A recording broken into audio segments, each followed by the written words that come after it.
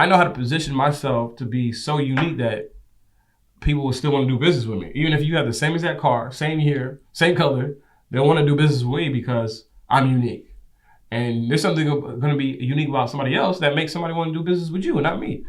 And that's how business is. I went from one car to, as you know, to over 33 cars in less than a year and a half.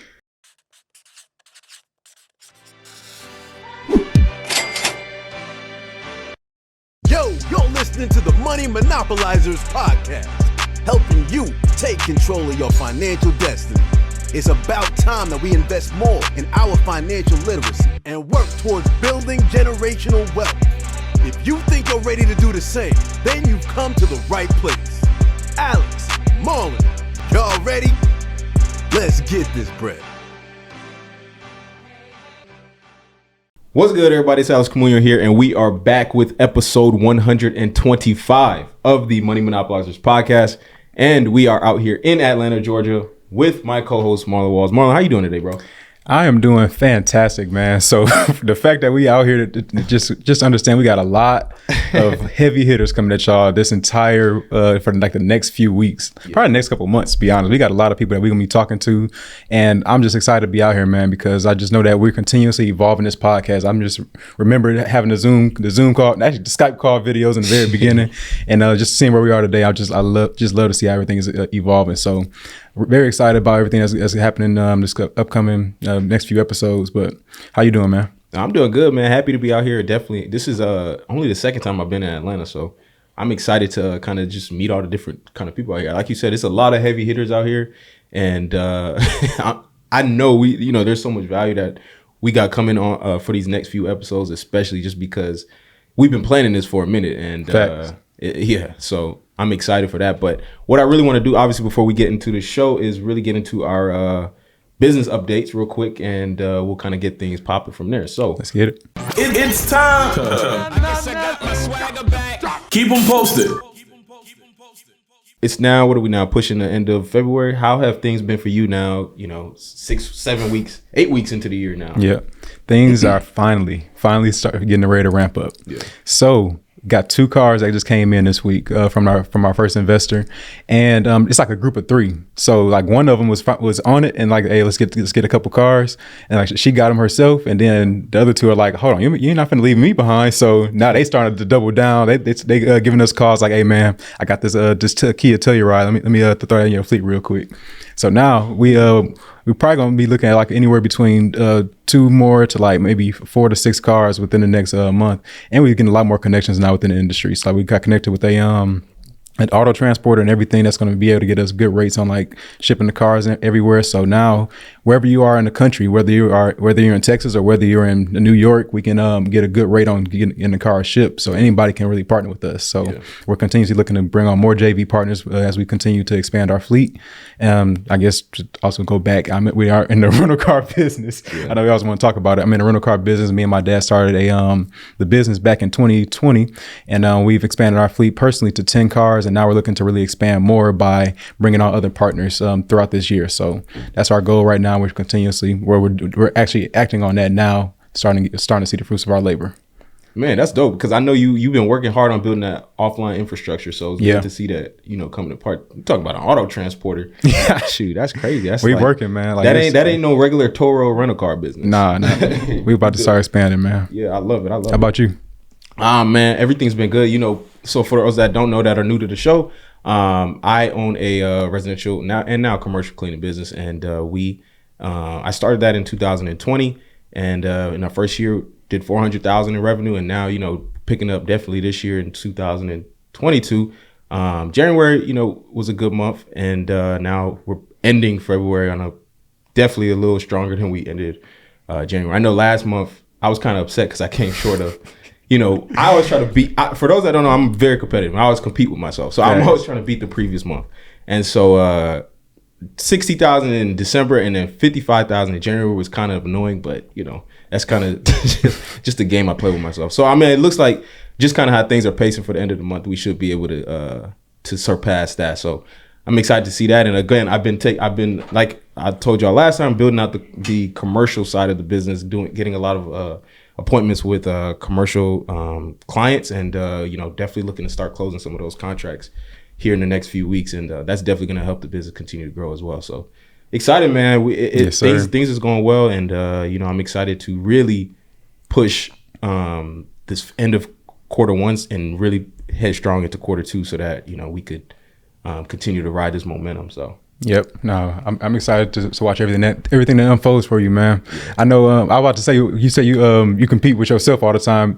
What really happened? Alex ran out of competitors in his own network, so he's like, all right, forget it. I'm going to compete with myself now. Yeah, he ran out of people to compete with. So I love it though. Yeah, man. So that's how everything is going. But yeah, man, we like we said when we started the show, man, we have a hot episode for y'all. This might be probably the hottest episode of the year that we've done. Because the guest that we got today, he's a heavy hitter. We talk about heavy hitters a lot on the show, and we throw that phrase around, heavy hitter around. But like today, we came all the way to Atlanta. I woke up at 3 a.m. We came all the way to Atlanta for this interview, and I'm excited to introduce our guest that we have today. We have Mr. CEO Matty J on the show. Yes, sir. What up, my guy? What's going on, man? Glad to have you. I'm glad to be here. I love podcasting because it's an opportunity to introduce myself to a new audience, and a lot of people don't realize that as a guest, I actually receive a lot of value from the interviewer. So I'm glad I'm here, and hopefully I can be able to trade value as well. Yes, sir. No, we're very glad to have you, man. Like, first of all, I think we got connected with you probably like a year and a half, maybe 2 years ago. I don't even know if you remember that far back, but the E-Complex. Yep, the Content Creation Boot Camp last year, man. Got connected with you, and I knew we wanted to get you on the podcast, but I'm very glad that we waited because now we're able to do it in person. Like that's a whole different dynamic now at this point. So so I'm super excited to get into this, especially all your nicknames. You got document the process. You got turn liabilities on wheels, asset making deals. We want to figure out, especially the way we like to start all these episodes is to kind of get into the backstory, like before the CEO Matty J we see today. Okay. Like tell us about your backstory and how you were growing up, especially like within the household. Like what was money like for you growing up? That's a good question. So first off, I want to give all thanks and praise to God, Elohim, for allowing us to have this conversation. Yes, sir. My family, my wife, everybody on the team. So my backstory. Shout out to wifey here. Yeah, facts. Of course. That's a support system right there, man. Erica is in the building. So for me, I started off interacting with income, money, by first being a part of a Nigerian family. When you go to parties, here we go. when you go to parties and you start dancing, we have something called spraying. Yeah. So if you dance during these weddings or graduation parties, the uncles will come and put money on your head and spray you while you dance. Really? Yeah. So it's a tradition that we have. If you go on Instagram, you probably type in Nigerian weddings, you'll see that happening. Yeah. So I realized that certain things that you do in life, there can be a monetary benefit for it as well. So dancing, having a fun time, I realized the more I was dancing, the more I was getting sprayed with the cash. And that was my first interaction with income. My uncles, my aunties always giving money. And what's interesting is that my dad, anytime I ask my dad for money, it will always be tied to some type of labor. Yeah. If I needed money for some candy, snacks, anything, I gotta wash the car, I gotta clean up the room, I gotta wash the bathroom tub, I gotta do something, which, of course, in hindsight, is an amazing process to be able to earn income. Right? Do things that you can develop skills in. But of course, at the time, I was immature. I was just trying to get the money. Well, I gotta do all these things. Right. So that was my first interaction with money. And it actually transitioned to the fact that I really dreaded asking my dad for money, to the point where I started selling candy in high school. Really? Yeah, I started selling candy. I told this story a lot. As I started selling candy in high school, I realized that my passion was sweets. I love sweets. I love eating candy. Mm-hmm. And as I was eating candy, a lot of individuals, they wanted some of my candy. And I would always give people my airheads, gum. I was like, hold up, man. I want my candy for myself, but how do I do it without being stingy? Because I didn't like being stingy. I didn't really like saying no to nobody. Right. So I had to figure out a way to be able to keep and retain my candy while still helping others who wanted some. Interesting. I come to realize this was the start of my entrepreneurship business. That's in high school, too. Yeah, high school. And it just happened naturally. Naturally, when I mean naturally, I mean by God's will. I used to take the bus to school. So as I got to the bus stop, there was a Smart and Final. This is equivalent to a Costco, wholesale products. And the Costco was right next to the bus stop. So all I had to do was walk to the Smart and Final, grab a box of candy, get on the bus, go to school, and sell the candy that people already wanted, right? So the process was real seamless. I didn't have to go drive 20 miles, 5 miles to go get a product. It was right through the same flow of my daily routine of going to school. And as I started to be the only supplier of candy outside of the food store, I started to build my brand to the point where they started calling me Candy Man. So before there was CEO Matty J, there was Candy Man. Candy Man with the K. So that was my moniker. I didn't understand entrepreneurship. It was just natural events that occurred over time. And I developed a lot of skills. I developed charisma, being personable, communication skills, negotiation skills. Yeah. I knew how to duck and dive the teachers when it was time. I learned a lot of hard and soft skills that made me who I am today. And unfortunately, selling candy was essentially illegal. That's why I was wondering about that too. I was wondering, like, did they have like any regulations against you? You say you're ducking and dodging and everything. Think about it. Not only was selling candy, it ended up becoming a disturbance. So many kids was coming to me trying to get some candy. In the middle of the day. Riots. Somebody would steal my candy out of my locker one day. Sheesh. In class, people started arguing. Like, God, it was causing commotion. Right. To the point where I understood now that this is not something that's worth their time. Right. Stop selling candy. Right. No candy is not allowed. Yeah. And I was cutting into their profits. Right. You're right. They got vending machines. They ain't even going to. Catching cobwebs because of me. Was you undercutting them? To be honest, I don't remember. Oh yeah. I don't remember the details of the pricing. Yeah. However, I do know that people were coming to me because it was more personable and it was more convenient because I was always around, and even to the point where I had a cell phone at the time. It was I don't know if you guys remember the Nextel chirps. Nah. How old are y'all? 25. Oh, okay. But anyways, what about the Razor? Okay. Yeah. We The familiar flip with phone. it, Yeah, the flip phone. Flip phone, yeah. The skinny one. Yeah, everybody would text me talking about WYA, where you at? Oh yeah. trying to get some candy. But then tell me why I ended up getting suspended for selling candy. What year or what age was this? It was my sophomore year, so I was probably 15. Yep. 15. Either 15 or 16, either one of them. Yeah. I got suspended, so they confiscated my candy. I feel like a drug dealer. Right. Drug dealer, bro. So they confiscated my candy. I have to now deal with my dad. My dad didn't know I was selling candy like that. So now, again, my dad is strict Nigerian father. Oh, yeah. Are you Nigerian? From Kenya. Are you Kenyan? Yeah. Oh, you already know. I'll ask You know? No, I'm from Detroit. I went. We straight over here. I ain't got the same issues. Yeah, bro. It's different. Well, yeah, man. I was like, oh, man, now I got to deal with my dad. And my dad, to be honest, he was, I don't know if it was mad, but he it was probably one of those, I think he was fake mad. He was actually impressed when I was running that play. Okay. But he still had to show exert some authority and say that, look, you're not supposed to be doing something that's causing you to get suspended and hinder your educational program. Right. Because I was in magnet school.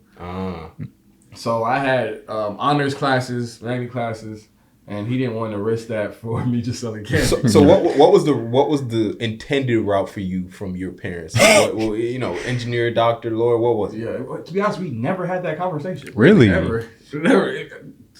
Contrary to most people's African past upbringings, we never had that conversation. Wow. It was just more so go to school. He never had a specific lane as far as being a doctor. Yeah. And I'm kind of happy that it went that way because it allowed me to explore opportunities. Because when you dialed in a specific play, usually dialed in, you put your blinders on to other opportunities that make more sense. So by God's grace, my dad didn't do it. However, he still didn't understand the fact that why I was always on the computer. So I was always on the computer. And this is the time that MySpace was booming. So like 07. This is 07, 06, 07. Yeah. Okay. 05, 06, 07. Those 3 years.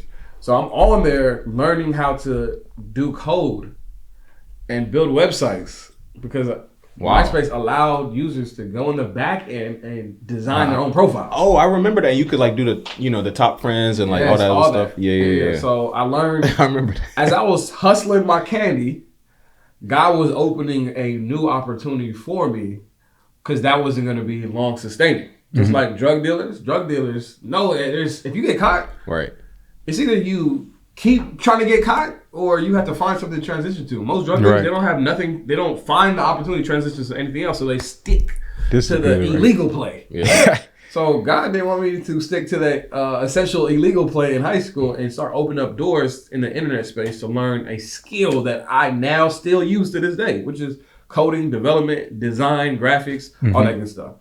And unfortunately, my dad didn't like me always being on the computer because I wasn't connecting the purpose of why I was on the computer to his plan was just continue education. Right. I didn't even realize myself that I was on there actually I was just wanting to have the best MySpace profile. I wasn't really doing it for business purposes. Yeah. And because I didn't understand that, I didn't communicate that. And therefore, because I didn't communicate that with my dad said, get off that computer. Why are you always on the computer? And when my dad asked me that, I never had a real answer, good answer. Right. So, I don't know. So he made it a issue. It made it very uncomfortable. Anytime I was on the computer, I felt like I had to hide and do all this stuff. So long story short, I graduated out of high school. Can't sell candy anymore. All right. So I started learning how to design in college. Okay. I never went to classes though, ever. I would be chilling with the friends, football team, some of the ladies in the food court. So when it was time to go to class, I would never go to class. I'll go to the computer lab and be on MySpace, designing, coding, all that good stuff. Wow. Yeah. And then right after that, I got introduced to the party scene. Of course, when you're in college. That's a fact. What school did you go to? I went to Pierce College in Woodland Hills. It's in the Valley of California. Oh, okay. Cali. It's a JC. Okay, got you. Yeah, so once I start going to these parties, I'm like, dang, this is fun. Remember, I love dancing. I'm about to say dancing from back in the gap. Listen, when you start putting all these pieces together, you start to realize, wow, that's what affects what. So all that dancing I was doing, I was very vibrant. So when I went to the parties, I'll be the dancer, the life of the party. That makes sense, man. Everybody loved me. And I already had a nickname, Candyman. So it wasn't just, who's that dude? Oh, that's Candyman. You already separated yourself from everybody else that's in the club. Creating a brand. Because you have a brand. Yeah. Right? And they have amazing stories to tell about you when they bring up your name. Like, yeah, Candyman used to sell all the candy, used to be the plug, And my name starts to spread to the point where people were coming to the parties because I was there. Hey, what party are you going to? Everybody would show up to the point where the party promoters will let me in the clubs for free. The parties, the all-age parties, house parties. I'll be in there for free. And then because I was in there for free, I start to realize, wait, hold up. Some of these party promoters are getting paid to send people to the party. And I was naturally doing it, organically doing it. And they set me up to become a sub-promoter. So typically the hierarchy in the clubs is there's the club owner, there's the investor who's investing in the party, the day, that week partly. And then there's the promoter. And then there's sub-promoters. You're right. So I was a sub-promoter under a promoter. Sometimes the promoter can be the investor and the club owner, but it's not always the case. But the promoter will tell me, yo, I'll give you $5 for every person who comes to the party and says your name. So there's a way to, I was basically doing affiliate marketing. Yeah. Right. Early on in real life. I was getting paid $5 for every person who came to the party and said my name.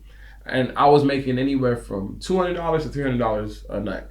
All right. And at that time, just from affiliates. Straight affiliates.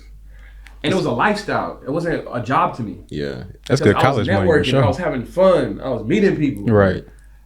Yeah. So $200 a week and sometimes every couple of days was a lot because my bills, I didn't have any bills. I was still with my dad. Right. No bills, bro. That's great college money, man. I was paying for nothing. Nothing. And making that money, I was like, okay, I'm on right now. Right. Right. So then the party life, because again, I didn't know this was a business. I'm presenting it now like it's a business, but before it was just fun. Right. And because I didn't have the organization of a business, sometimes I'll be just wilding out, doing too much, not really focusing on like the actual business of it. To the point where I'll be out till 5, 6 in the morning, just chilling. Right after the party, we'll go to Denny's, we go to the after party, and I'll come home super late to the point where my dad asked me one day, he said, "Are you doing drugs?" my eyes used to be bloodshot red. And Oh my God. I didn't have a car. I didn't even know how to drive. I used to take the bus all the way to LA, which is about 25 minutes away. But on the bus, it was 40 minutes. Yeah. So I'll take trains and buses, the red line, orange line, yellow line, to LA. To get to the parties. And then I would either have to find a ride back or wait until the bus to start running in the morning, come back. Right. So the days I have to wait for the bus to start running again, I'll come back looking like I just was dead, like a zombie. My dad really thought I was doing drugs. Man. I'm like, bro, I don't do drugs. And it became a hindrance because I have a brother and I was becoming a bad example. I was a younger brother. Yeah, younger brother, 2 years younger. That lifestyle, especially an unexplained lifestyle, Right. Facts. became a hindrance to what my brother was saying and things of that nature. And I understood it to the point where, long story short, there's something happened in the middle, but long story short, my dad gave me an ultimatum. I stick to the script of just going to school, going to church, and just doing things the traditional way, Right. or leaving the house. Uh-oh. And he presented it in a way where it wasn't like he was mad or anything, but like, look, this is your options. Yeah, you just got to grow up. And exactly. I was happy to say, oh, I get options? I'm out of here. What do you mean? Yo, he said that's I'm my ticket out. I'm out of here. So I moved out to Inglewood, California with my boy, Davion Johnson, Spicy, which was one of my boys that promoted together at these parties. Moved out, my first time ever living alone. I mean, out of my dad's house. And it was just an amazing experience because I didn't have any authority to answer to Right. for anything. But here's the problem. My expenses went up. Ooh. I'm now paying $700 a month to stay at Davion's mom's house with him. Right. For my room. $600 sometimes a month. So this is where the problem happened, bro. I was like, all right, the money I was making promoting parties became not good enough. Right. So this is what most people do. Most mistake. They start blaming everybody else. Facts. Like, man, you guys don't pay me enough. All that anger, automatically. Just because your bills went up, now you got to get mad at them. Right. Everybody else. And that's what happened. So, man, I'm the arrogance starts to build up. I'm the life of the party. Right. I'm the one who brings everybody. Then people start, oh, you only getting paid? Man, you need to be getting paid. You should be getting the most of the money. All these ears in your mouse in your ears. Yeah. And now the arrogance starts to build up to the point where I said, I'm going to start throwing my own parties. Man. Reality check. This where it's a whole. Okay, So go ahead. Yeah. You already know. I was a promoter. I'm here. And the fun part. Not the logistics, not the planning, not the investment, not the paying the security guard, the DJ. What happens if you lose money? Promoter, whether the party made money or not, I made sure I got paid. Right. Period. So there's no risks involved. But when you're the business owner, That's a fact. there's risks. I didn't know that. I was young, very immature, arrogant, and I learned the hard way. And then once I realized that throwing my own parties, even though it was an amazing party on the front end, everybody loved it. I threw mansion parties, the best mansion parties. There's a whole bunch On to the go back on end, with. I'm losing $6,000. Dang. Right, with partners. And that wasn't my money. I'm getting partners. Investors. Yeah, so investors and these guys like, yo, man, this is not how you paint the picture. So I got to figure out ways to pay them back. Security guard, I got to pay the security guard. Oh, my God. I was like, nah, this ain't it. So I had to tap into a skill I had, which was design. Yep. Right? So I had to humble myself. I apologize to all the promoters. Let them know, all right, man, y'all had it. I ain't gonna lie. This was not what I thought it was. But what can we do to make sure our relationship is beneficial for both of us? Because the amount of money I was being paid is not suffice. Cool. Don't ask us how you gonna get paid. You figure it out. All right? And most people don't figure out their own ways to be of more value. So I realized I had a skill, design. I realized party promoters need flyers. Yep. Instead of you guys going to somebody else for flyers, come to me. So I was making design flyers for $60 a flyer. There were 7 parties a week, a party a day. That's 420. Sometimes there was 2 parties. There was a day party, the regular party, and there's the after party. Sometimes I'll do 3 flyers a day for one party, right? And I was making so much bread designing flyers, it was crazy. I was making more money making the flyer than actually promoting the flyer. Man. Promoting the party. Were you still doing your own parties at this time? No, I stopped. You said stop that. Okay, yeah. Yeah, it only took me like 3 times to realize. But again, the parties was crazy. It was epic, like literally epic. Right. Project parties, like you seen the movie Project X? Yeah. Project X. Yeah. That's how they compared it. That's crazy. Wow. Yeah. So I want to add, one thing I wanted to mention though was because one commonality I noticed like along your journey was you kind of do things, but you don't necessarily like realize that you're creating or you're gaining a skill while you're doing. You're just like you're just going through our life and you're doing things, but you don't necessarily. And I think a lot of people do that. It's like people have a lot more skills than they actually realize, especially like working jobs they hate or doing things that they don't want to do. You don't really realize the skills that you're building in that type of environment. And then to see that you was able to like, oh, I actually do have the skill. You tapped into that and used that. Man, respect on that, bro. I'm glad I was able to realize that because self evaluation and self value is the key to our movements. Right. And I realized that was a skill I had. And like you said, most people are in jobs right now not realizing that they've developed a hard or soft skill that could take them to the next level. But because they haven't recognized it, they really ain't moving like they need to. Yeah. Right. So yeah, that was that aspect. And then there was 2 things I caught from your story. I mean, first off, I don't know if you read the book The E-Myth, right? No, not yet. I heard of it though. That's a book. It's a perfect example of what you were going through. So you were the person that was the promoter. You were the party promoter, and or you were really the broker. I'm going to get into that in a second too. I'm going to get into that. I know that's what that's kind of led into even what you do today. But that's what you were doing at the time. But you thought that you saw so much value in what you were doing, but you didn't think the owners saw the same value. Exactly. So that's what happens in the E-Myth. The E-Myth is a book where you have an employee, and they like, man, I make like, let's say I'm making I'm a pie baker or something like that. I bake the best pies in the entire shop. And so now I'm like, man, I make such good pies. Y'all ain't paying me my worth. So I'm gonna go start my own place, my own pie shop, and I'm gonna expect to be able to make all the profits for myself now. But you don't know anything about what happens on the back end of the business owner. And so I know that's the quickest way to humble somebody is to put them in a position where they gotta do it. So I said, the fact that you went back, that shows that you just have a certain level of humility to say, okay, I learned that I didn't know it all at the time, so I need to go back and like relearn, like continue to keep the relationship. Like you saw that you value relationships a lot back then even.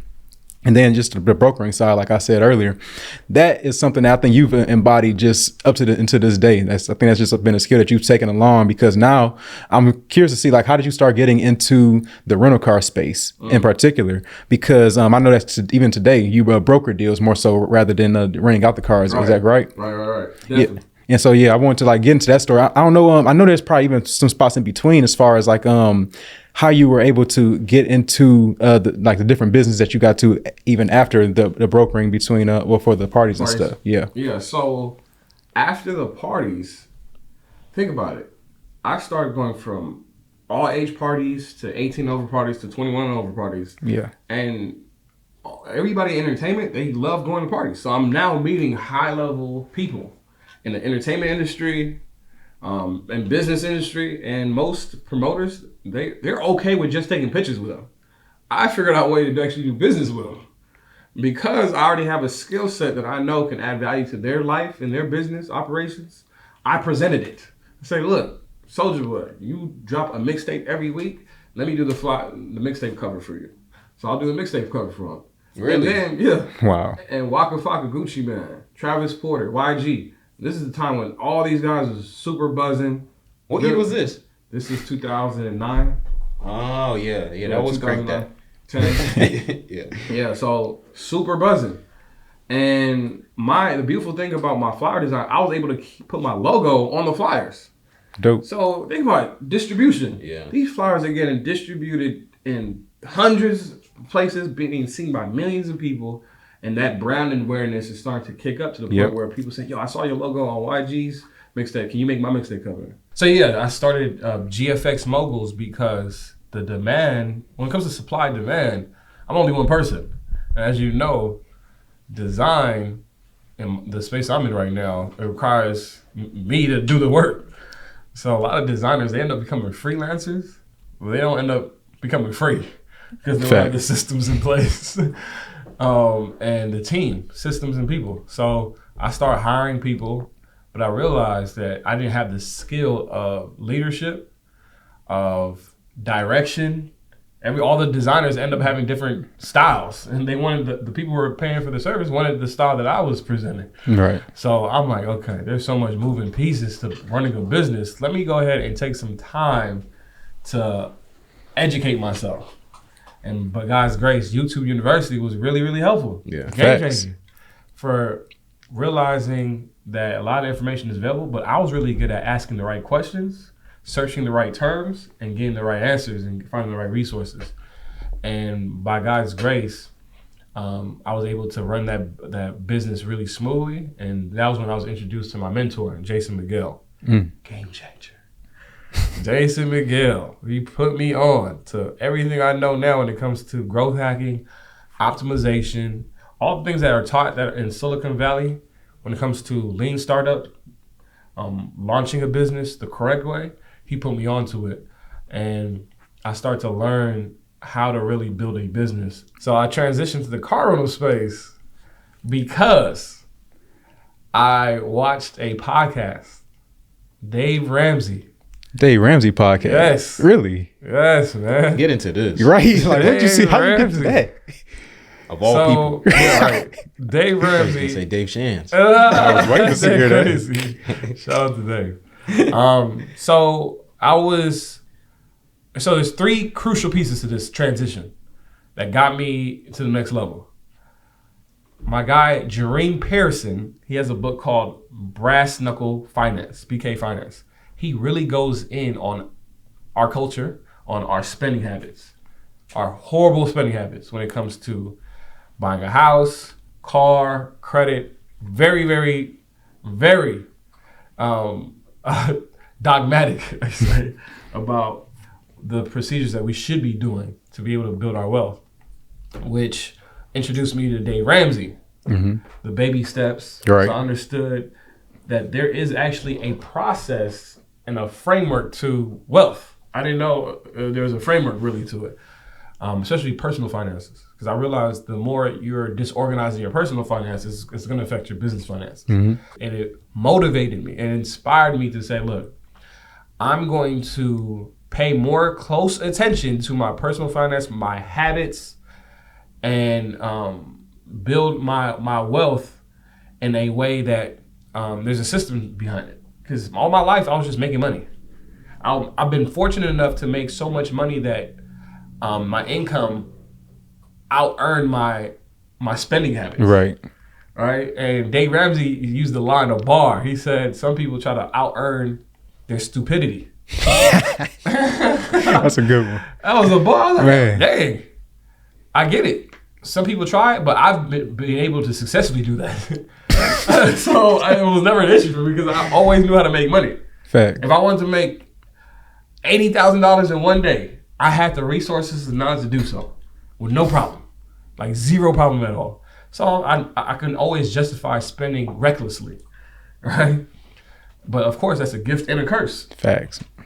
But I didn't want to live like that no more. I wanted to be a little bit more mature. This is before any of this today. Even making 80,000 a day. Well, Yeah. This is in 2014, 14, Really? 15.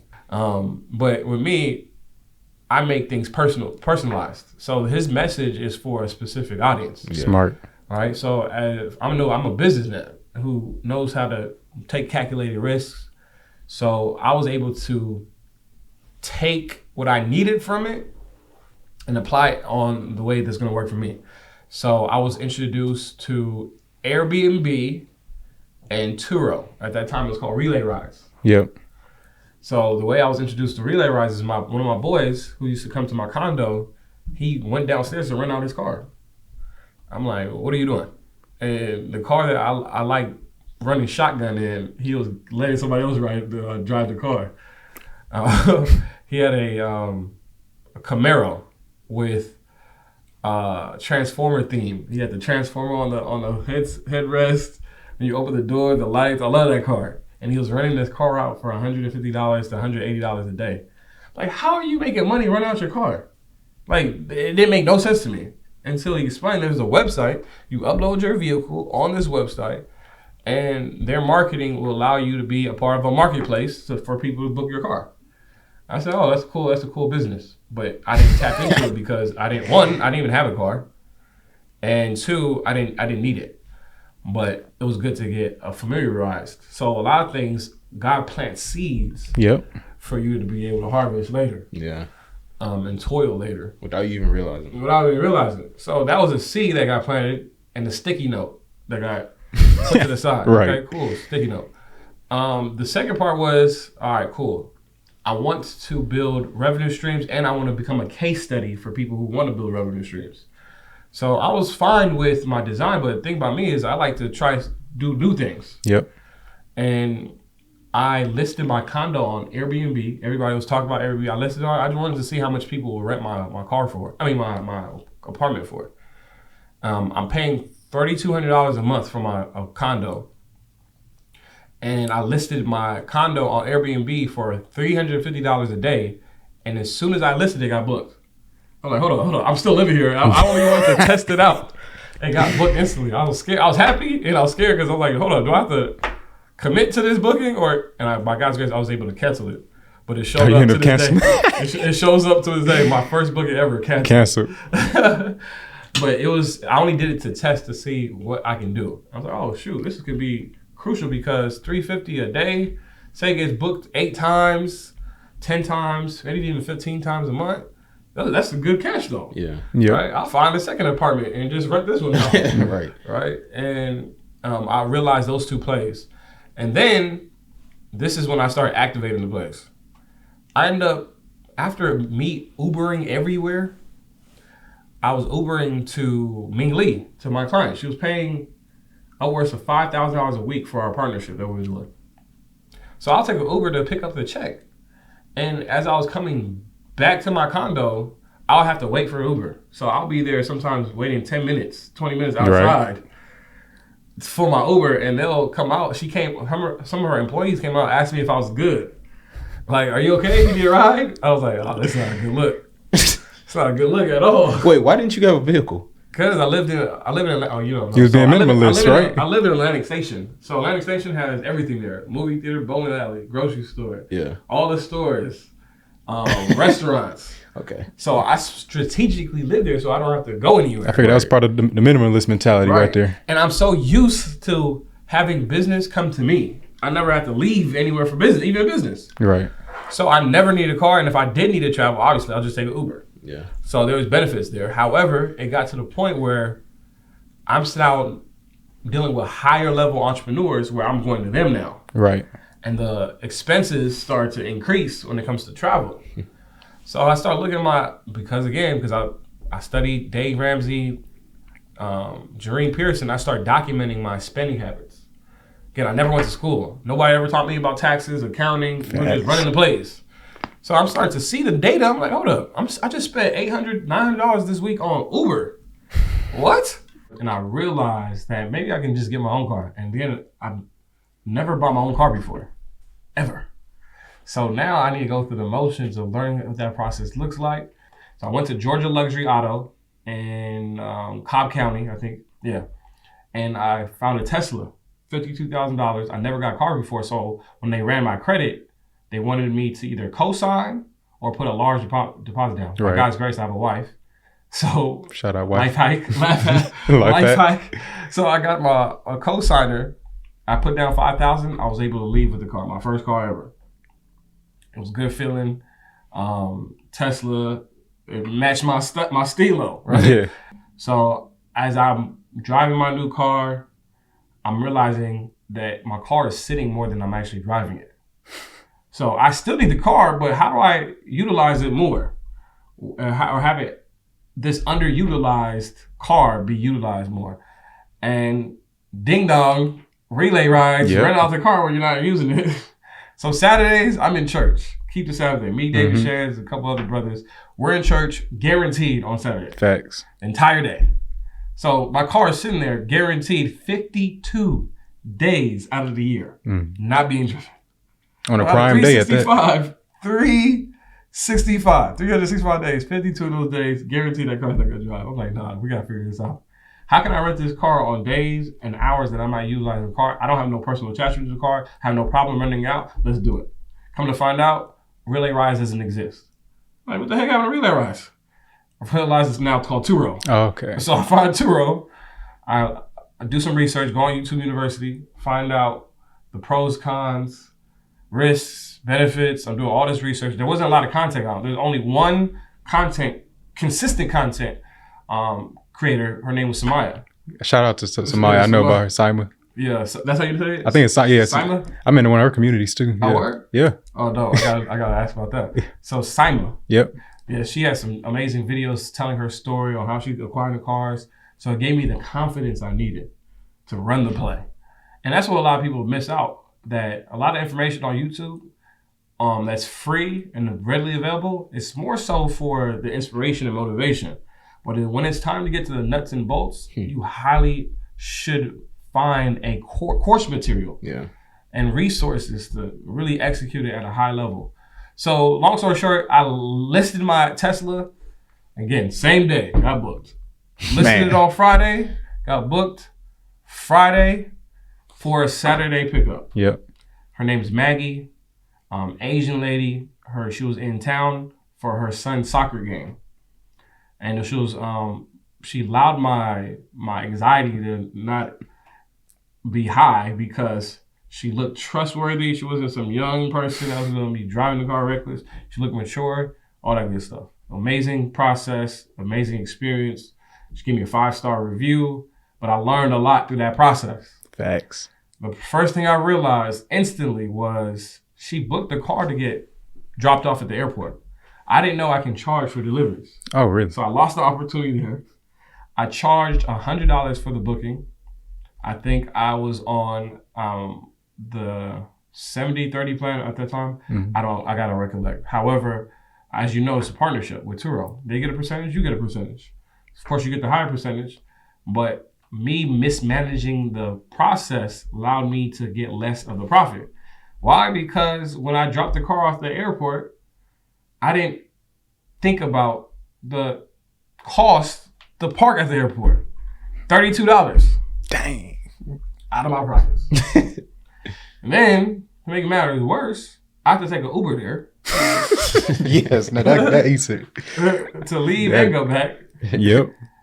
$15, $20, $40. It adds up. Then, on top of that, as soon as I picked my car up, somebody booked it again immediately for the airport. So I already left, took the car out of the airport. I have to go right back and drop it off.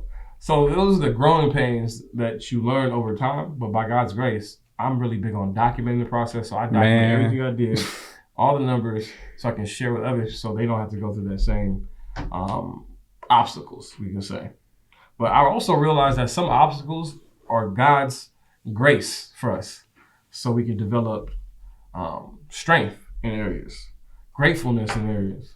And so a lot of people try to duck and dodge every situation, not realizing that you're actually doing yourself a disservice, not going through it. Right.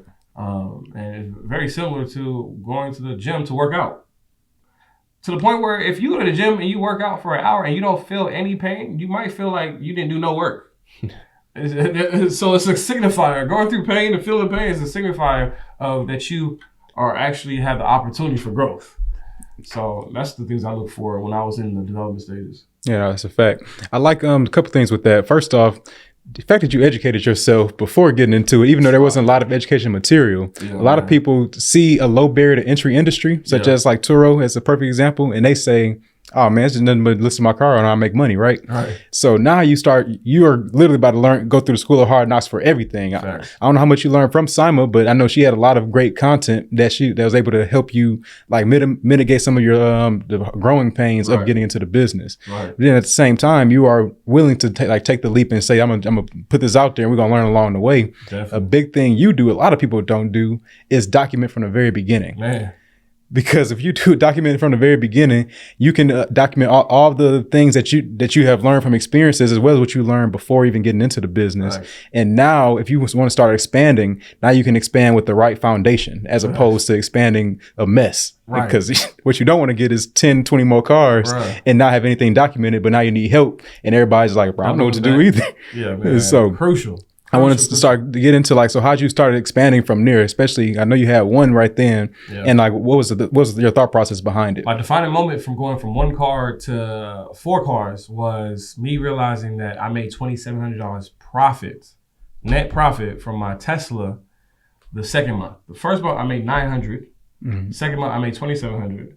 I'm realizing that there's a format to this. The format is documenting your numbers. When I document my numbers, I can see the opportunities for growth and I can be able to sustain it. And that made me say, okay, if I'm making all this with one car, what will happen if I have a second car, third car, fourth car? So that's what I did. So I went to the dealership, and by this time, I've had my Tesla for about a year. So my credit score is solid, consistent payments. I was able to now get my second and third car, which was the Maserati Ghibli, and a Mercedes C300, and that was my third car. So it went from 1 to 3 total. Right. And that's how I started scaling. And I was just always tracking my numbers, making sure the check-in, check-out process was smooth. I'm documenting the process. I'm just running the business how I believe that I would want to experience it as a customer. So the beautiful thing about document process is you're able to share your journey as you go along the journey. There's so many benefits. I actually had an argument with a fellow tour host about sharing my process. He said, man, why you got to share everything? Man, you're going to create competition for us. You're going to have everybody wanting to do it. I'm like, I never had the scarcity mindset. I understand the power of unique value proposition. I know how to position myself to be so unique that people will still want to do business with me. Even if you have the same exact car, same year, same color, they'll want to do business with me because I'm unique. And there's something going to be unique about somebody else that makes somebody want to do business with you and not me. And that's how business is. So once I realized the power of teaching, it's unstoppable. It's unstoppable because you get the opportunity to practice what you preach and preach what you practice. It holds a sense of accountability there that allowed me to have exponential growth very, very quickly in my journey. I went from 1 car to, as you know, to over 33 cars in less than a year and a half. All right, so and I never you just said 3. Now you're at 33. Yeah, I went going 33. I went from 1 to 3. I lost 1, gained another, and then I went to 33. Most people say 1, then I got 2. Now I stopped at 5. Like 33. When I knew to play, you know to play. Then run it. Run it. If I could have got 100 cars, I probably would have got 100 cars. But I was doing it by myself. I ran. You was running 33 by yourself too? Yeah. Solo dolo. So my wife then helped once she realized that this was we were taking it to the next level. So what was your thought process, first of all, about going from that 3 to 33? Like you were, because obviously you see this is working for you. It's like, you about to just double down on this now? Like, yeah, exactly. So the thing about my consulting is my time was readily available because I focus more so on consulting. I'm not doing the designs anymore. I'm not doing the graphic. I had a lot of time. So people will book me for a consulting session or strategy session, and I'll get 4 bookings a day, and that'll be segmented throughout the day. But the rest of the day, I'm available to be able to do the check-ins and checkouts. And then that's, as I started scaling up my vehicles, I started hiring team members. So I ended up having 7 team members on the squad to help with whatever department that needed to be executed. And how are you able to get all these cars though? Like, are you getting them into your business? Like, yep, I ended up getting my personal.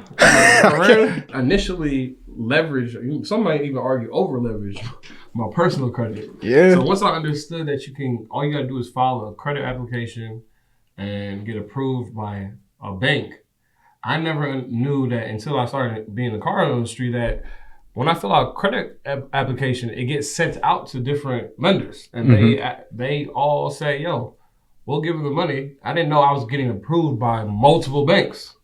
So once I understood that I got approved by multiple banks, but the dealership just chose one or two. Just chose like the best one. Right. Yeah. I started to realize that if I just go to another dealership and run my credit with one bank, I'll have a car loan here, a car loan here, a car loan there. I just realized I put two and two together. But I didn't understand the risks that were involved with having that under my personal. However, by God's grace, even though I had 30 plus cars under my personal credit, I was able to have a business account, LLC, business bank account. And all the income that I was generating from the car rentals on Turo was coming to my business bank account. Nice. And the business bank account showed consistent cash flow, anywhere from $20,000 to $60,000 a month, and I was able to use that business bank account to get a business loan. Okay, so that like buys them all out. Right, I was able to buy all these cars out of my personal name and put it into my business. So that's a strategy I tell people to do if they ever run the personal play. But of course, we want them to have it under their business at the beginning. If you're running a business, get it in your business name. So that's a lot. I get this question all the time because I'm in the car rental space too. People are always looking to see how can they get it into their business, especially like early on. Right. Is there any possibilities for doing that? Because like you said, you got 33 within this time because you ran a certain play through your personal. Right. Is there anything that people can do for expansion in their business? What do you mean? As far as what part? So just like gaining multiple cars, but not having to leverage their personal to that extent. Oh yeah, there's so many strategies. They can either partner up with people who already have cars. Yeah. They can buy the cars cash. They can, and there's so many forms of partnerships. You can just manage other people's cars, or you can become a operator of the business where somebody provides the cars. They're the partner who provides the cars, and you're the one managing it. So many different ways to get access to vehicles. And there's people in the Army who have cars just sitting. There's family members, cars just sitting. There's people in jail, cars just sitting. You can say, yo, let me manage your car, and that helps mitigate your risks. The car, like my Tesla was my first car. I was already paying $1,200 a month on this vehicle. My risks weren't high. I was already paying the money. Right. It was already a depreciating asset that was causing me to put money every month out of my pocket, out of my cash flow. But a lot of people, they see the success of people in this business industry and they want to go straight to getting a car, a brand new car off the lot, put it in their personal name, when it doesn't have to be like that. It can be really strategic. I'm not even referencing that you're starting slow, more so starting strategic. Yeah. And with the strategic play, you'll be able to identify if this is actually the business you want to be in. Is it really as profitable as you thought it was? Is it aligned with your financial goals, your lifestyle, things like that? And that's what we talk about in our program. We talk about how to do these things strategically and make sure it makes sense for you in your circumstance, situation, and scenario. No, we would definitely get into the program too. So if you were to advise yourself, or even if you want to advise anybody else, because a lot of people listening right now, they've heard about the rental car space, but they may not necessarily have the confidence or the know-how of how to get into it. What would you advise them, or what would you even advise yourself if you knew what you knew now back then? How would you approach it differently? Right. So this should be with everything, the format for everything. The first thing I would do is self-evaluate your wants and your desires. Especially if it's a business, you need to evaluate your business desires when it comes to the financial goal, the industry, things of that nature. So after I do a self-discovery on what I want to do, I then ask myself what vehicle is going to allow me to reach my goals. So some people just get in the car rental industry because somebody just randomly told them about it and they just do it.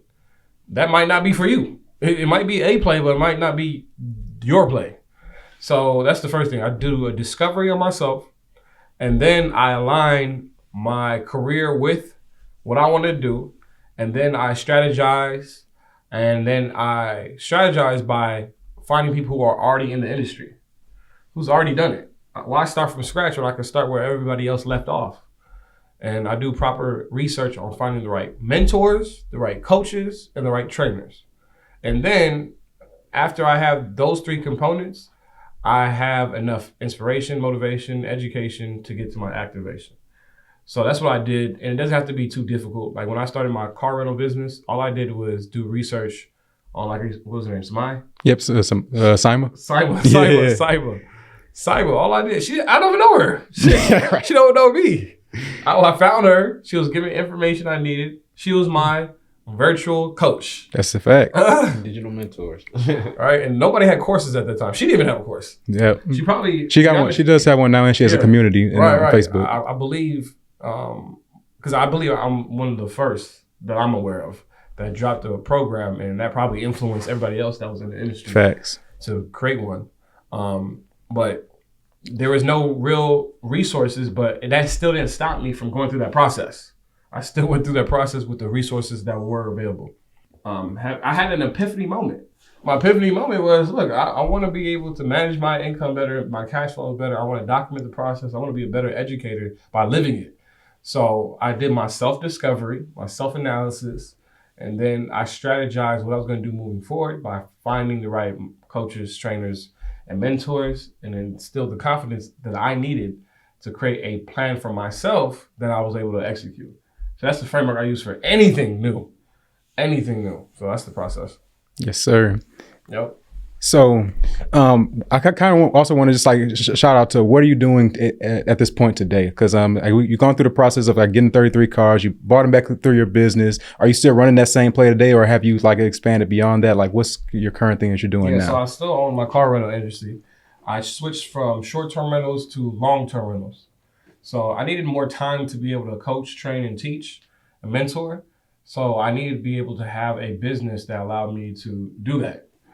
So long-term rentals is basically you renting out your vehicles to individuals that want it at a month term versus a day-to-day term. So I was able to realize that a lot of artists that come into town, actors that come into town, they need cars for long-term, nurses versus day-to-day. So I found these individuals and they paid me typically 1.5 or 2 times my car note for these vehicles to have a long-term, month to month. Sometimes 3-month contracts. And that freed up a lot of my time because the reason why I even got in the space in the first place wasn't for income, more so to learn a new business, learn new skills, be part of a new trend, being able to teach it through being a role model and those things, and meet amazing business owners. So I met a lot of people through offering their service. Like I said, skills. I learned hospitality, negotiations, all those things I learned. But now when it's time to go to my next phase of my business career, I moved from short term to long term. Love it. No, that's really dope, man. I really appreciate you sharing that entire journey with us. I know we probably could cut it a bit short, but I do want us to jump into one more thing. So we do a segment at the end of every episode where we just call it the Fast Five. We essentially ask you 5 questions and you answer each one in 10 seconds or less, and we'll just alternate back and forth. Welcome to the Fast Five. All right, bet. So I'm gonna take the first one and then we'll alternate. So first question, what does success mean to you? Oh, easy. Success for me is real simple. Doing what you say you want to do. That's a fact, man. Freedom. Yes, sir. That's exactly freedom that. for me. No, sorry. I was just commenting. I was just commenting. Oh, okay, I'm ready. He's like a freedom. Freedom. Let me ask a question with it. What you gonna say? Question number 2. What is your favorite money or business book? Oh. My favorite money-related book, Traction by Gino Wickman. Oh, that's a good one. Yeah. Traction is good. Yeah. Okay, would you rather have $1,000 a week for life or $1 million today, and why? $1 million today. Why? Because I know exactly what I can do with $1 million today. What would you do? Yes, sir, exactly. I said, let me double back. I will create a plan on what I'll do. Okay, there we go. You know, there's a plan that you could implement. Yeah. That will give me higher returns Than the $1,000. But that's answers for me. A lot of people, they need that $1,000 a month, and they'll be better for them. Yeah. I understand that. That's it all a fact. depends on who it is and what you're gonna plan on doing it, and your opportunity cost. Right. Yes, sir. All right, question number 4. If you could go back and change anything about your journey, what would it be? Nothing. Absolutely nothing. I thought you were about to answer it while I was answering the question. No, I'm not saying nothing. I believe everything that happened was according to God's will. Man, it allowed me to be where I need to be, who I need to be, and why I need to be who I am today. So I wouldn't change not one thing. Yes, sir. So last question, and where can people find out more about you? I have many different places. However, my most engaged platform is for sure Instagram. CEO Matty J on Instagram. If you find me on there, you'll find me everywhere else. We can say it like that. Got you. Yep, and I definitely want everybody to tap into your program too, especially y'all looking to get into the rental car space. Please be sure to tap into this, man. It's a wealth you of said knowledge. program, not course. No, I don't like calling stuff courses, man. Foundation, there's a community, all that. There's a stigma around course, but you are way more than the course, man. Like the program, I'm in the community myself all the time. Like, man, it is a wealth of knowledge, and I highly recommend it. So yeah, definitely tap into that as well. Man. First of all, I appreciate y'all, man, for allowing me to be on the platform. Yes, sir. No, for sure. Introducing me to the people. You know what I'm saying? I appreciate y'all. No, for sure. This has been dope. We appreciate you coming out. Definitely has been, more than we expected. A lot of stupid technical difficulties, man. But, it is what it is. Technology is amazing when Facts. When it works. You just got to get it to work. But yeah, for sure. But yes, that is it for this episode of the Money Monopolizers podcast. New episodes will be released every Thursday and will be available on Apple Podcasts, Spotify, and YouTube. Just search Money Monopolizers wherever you listen to podcasts. We hope you enjoyed this episode. If you did, we'd appreciate it if you rated us 5 stars and left us a review on Apple Podcasts. You can also find out more info about us at www.moneymonopolizers.com or check us out on IG. We post informative content on there that'll keep you engaged.